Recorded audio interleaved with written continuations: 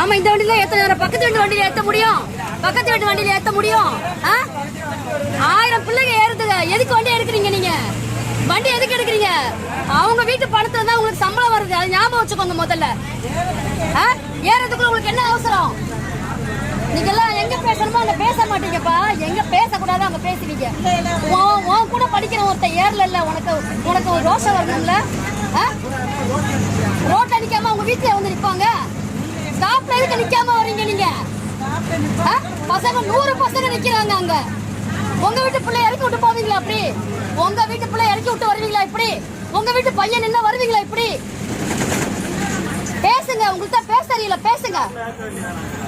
பசங்க ஓடி வரானுங்க, அப்படியே போயிட்டு இருக்கீங்க நீங்க. நீங்க வந்தா போதும் நினைக்கிறீங்கப்பா. உன் கூட படிக்கிற பையன் தெருவில் நிக்கிறாங்க. நீ தான் பேசணும். அதுக்கு நான் பேச முடியாது. நம்ம காசு தான் ஓடுது இந்த வண்டி. அதை